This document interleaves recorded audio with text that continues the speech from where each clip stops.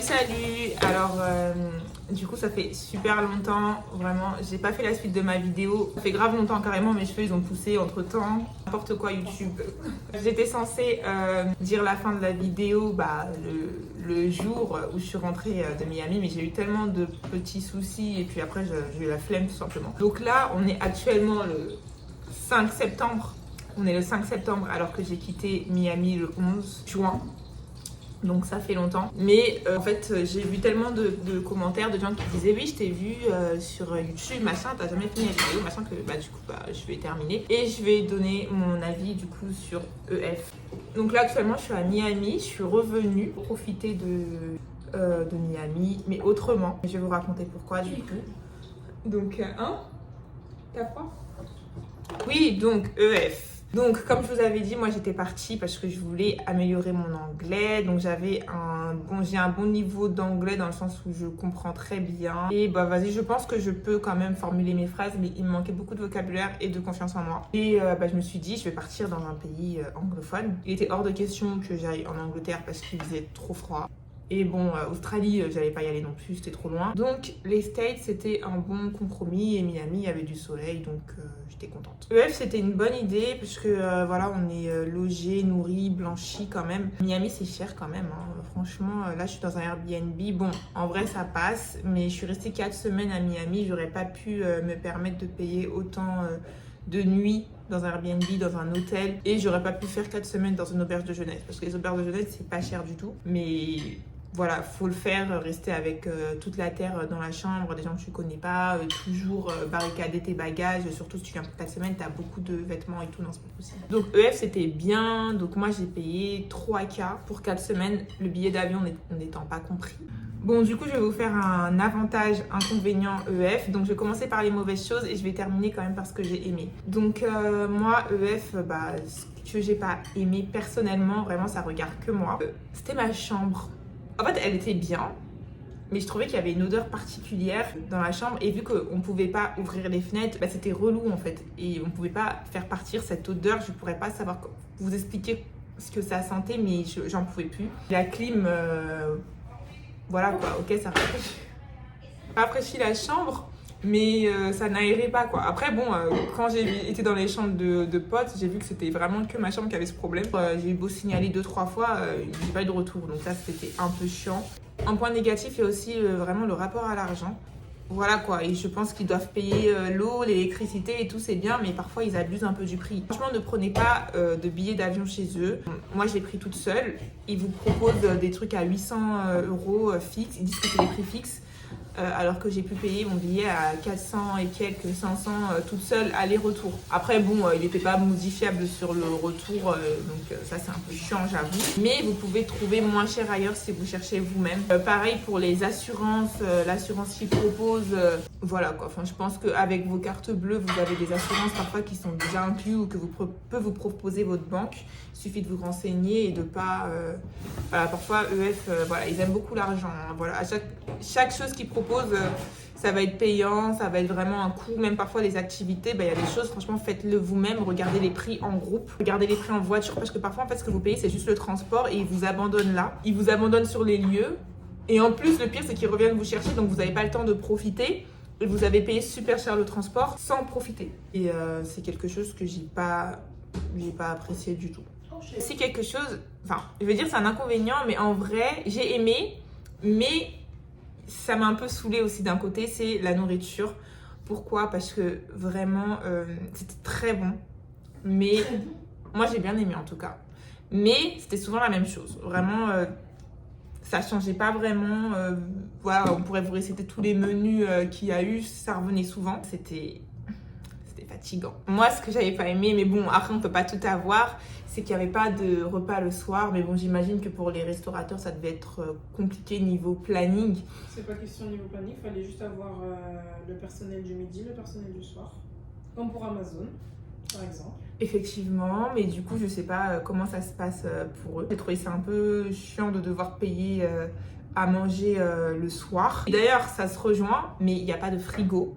il y a un micro-ondes, mais il n'y a pas de frigo. Donc en fait, on peut rien acheter et conserver. Si on achète quelque chose, il faut le manger tout de suite maintenant.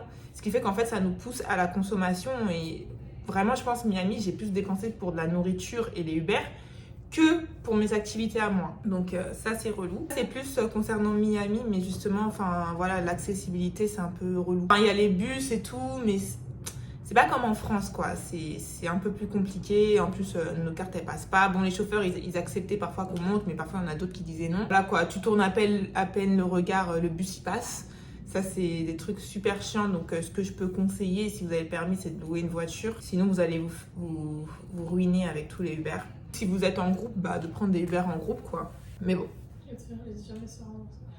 Ouais, grave, c'est ça qui est chiant, c'est que tu te fais jamais rembourser, tu dois courir derrière ton argent. Et j'ai eu ce problème-là où je devais courir derrière mon argent, donc franchement, ça, c'est relou. Oui, en parlant de groupe, vraiment, bah, ça, je vous apprends rien, mais il y a énormément de francophones à EF. Donc, ça dépend de votre but quand vous venez à EF, mais essayez de vous en éloigner. Si vous voulez apprendre l'anglais, si vous êtes vraiment venu pour ça, vraiment essayez de vous éloigner. Ils font des efforts pour essayer de nous mettre avec des gens d'origine différente, mais de ce que j'ai entendu, c'est pas souvent le cas. Il y a beaucoup de Français qui se sont retrouvés ensemble. On est beaucoup de francophones, donc des gens qui viennent de Suisse, de Belgique, de France. Ouais, de Guadeloupe, j'avais oublié. Il y avait aussi beaucoup d'Antillais. Enfin, pas quand je suis venue, mais voilà. Faites gaffe à ça. Donc voilà, moi en tout cas, c'est les points négatifs que je retiens de EF. Je pensais qu'il y en aurait plus, qu'il y en aurait eu plus, mais au final, en fin de compte, je pense qu'il y en a d'autres, mais bon, en tout cas, moi, ça vient pas en tête. C'est vraiment ce qui m'a marqué, moi, personnellement. Voilà.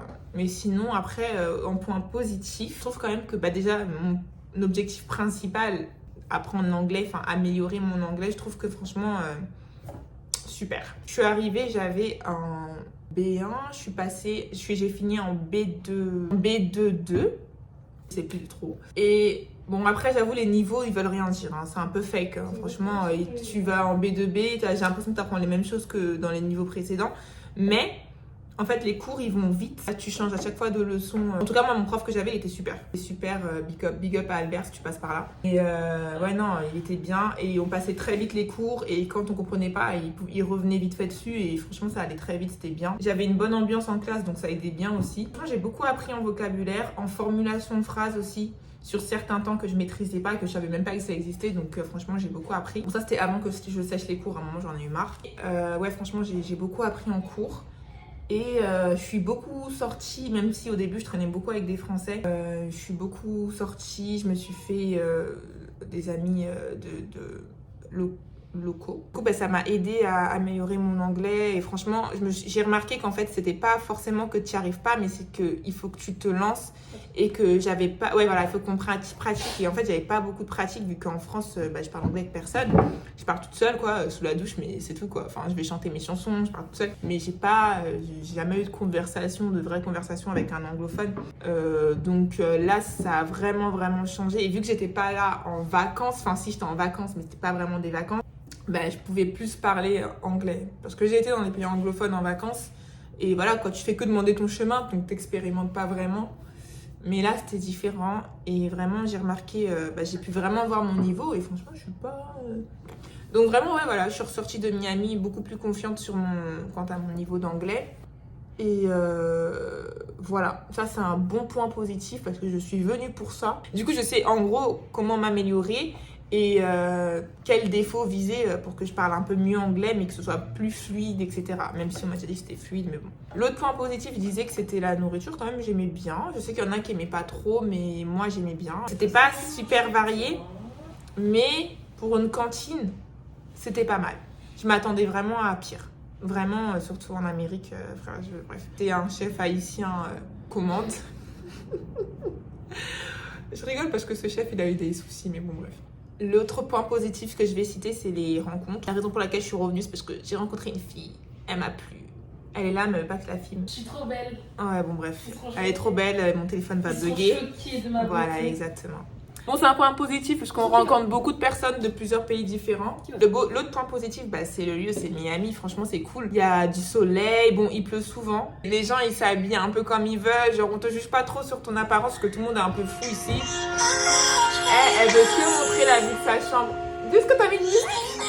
Moi, j'étais de l'autre côté de la maison de EF, donc tout ce que je voyais, c'est des bâtiments. Donc bref, on n'a pas du tout la même vie. Hein. Bref, je disais avant qu'elle me coupe que Miami, c'était cool parce que la température est pas mal. Bon, parfois, il fait très très chaud, c'est horrible. Parfois, il pleut, c'est horrible. Il faut venir à la bonne saison, mais bon, il pleut quand même souvent. Voilà, c'est la fête, les gens sont good vibes.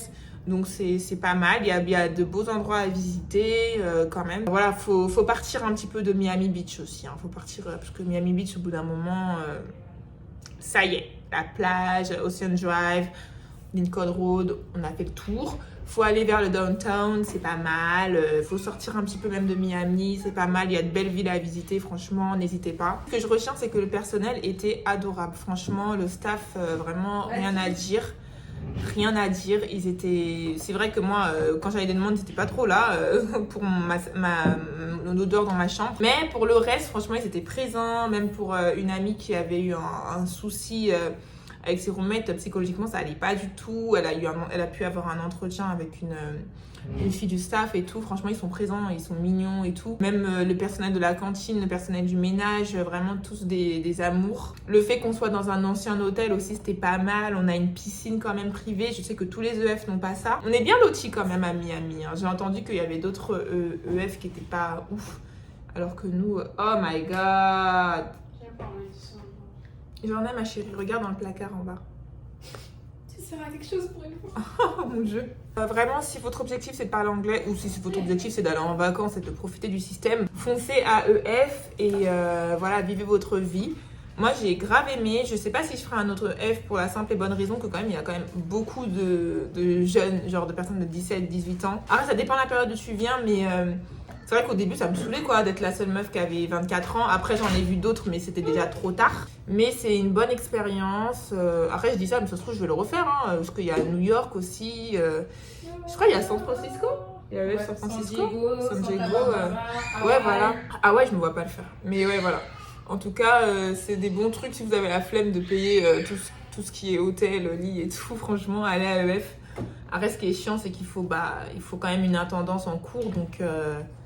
Bon, après si vous voulez pas le diplôme et que vous allez juste comme ça, ainsi soit-il quoi. Le CPF peut payer aussi. Ah oui, voilà, faut savoir que le CPF peut payer. Mais du coup c'est 100% d'attendance et non remboursement. J'espère que vous avez entendu. C'est comme à l'école, hein, quand vous êtes adulte et que vous faites une reconversion, etc. et qu'on vous paye, il faut être là tout le temps. Donc, je vous précise parce que parfois on se dit oh c'est bien on vient pour les cours et tout mais parfois ça peut être très lourd. Ça peut être très lourd. Hein. Nous on connaît le mercredi là à écrire nos projets, c'était chiant. Albert. On t'aime quand même. On t'aime quand même mais Albert, c'était lourd hein. Franchement si vous venez avec le CPF, sachez que voilà il faut assumer les conséquences. Après vous pouvez venir faire aussi un prêt étudiant. Il y a des gens qui ont fait des prêts étudiants, je ne les regarde pas, je ne les citerai pas. Il faut rembourser après. Vous pouvez venir comme moi, charbonner de ouf, après vous y allez. Mais vous comptez vos sous après. Vous comptez vos sous, franchement, c'est chaud. Je sais pas combien j'ai dépensé, j'ai pas fait les comptes. Moi aussi, j'aurais dû. Mais en 4 semaines, en plus. 5000 balles, non. Toi, en tout, tu penses? Et ça faisait partie de ton prêt ou c'était. Ah ouais, chaud. Nature, carrément, tellement ça me choque. En 4 semaines, franchement, je crois que j'ai dû dépenser. Allez, facile, presque 2000. Allez, peut-être pas 2000. Allez, un peu moins quand même, j'abuse. Je suis en train de compter. Non, mais peut-être un peu moins de 2000 quand même, hein, je pense. J'ai été quand même assez raisonnable. Hein. Je n'allais pas à toutes les sorties et tout. La bouffe, ouais, c'est quand même un coût à Miami. Il faut prévoir. Hein. Franchement, acheter beaucoup de choses à réchauffer, etc. Même si moi, j'ai pas trop aimé niveau goût et tout. Vous faites comme l'autre effet là. Vous allez à la cantine et vous prenez un repas pour le soir. Mais ça, je vous le dis tout de suite, ça dépend de votre tête quoi. Parce qu'ils acceptent pas pour tout le monde. Hein. J'ai enfin terminé ma vidéo sur EF. Je sais pas si j'ai tout dit en termes d'avantages inconvénients parce que j'avais l'impression que j'avais plus de choses en tête. Mais le temps est passé, l'eau a coulé sous les ponts et vraiment Ça fait 3 ans. Et la vie, ça fait 3 ans. Mais je me suis toujours pas remis de mon traumatisme sur New York. Quand je me serais remise, peut-être que je retournerai à New York et je vous ferai un vlog. Là, je suis à Miami et demain, je vais dans une autre destination et je pense que je vloggerai cette fois-ci. Je tiens à préciser que je suis revenue pour une semaine à Miami. C'est une transition parce que je pars après dans mon autre destination. Vraiment, j'ai passé une très bonne semaine. Elle était vraiment différente.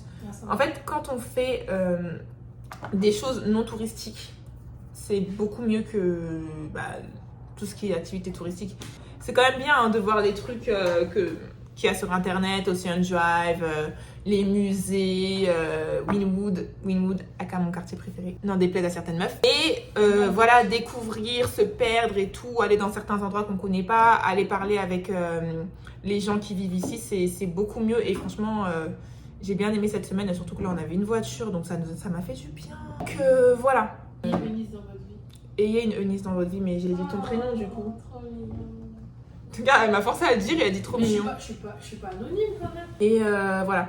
Bon, j'ai trop parlé là. Voilà, si vous avez liké la vidéo, abonnez-vous, likez, partagez. Vous connaissez le reste. Bon, moi, je suis pas trop active sur YouTube, j'avoue. Donc, et je ferai d'autres vidéos, promis, juré. Bisous.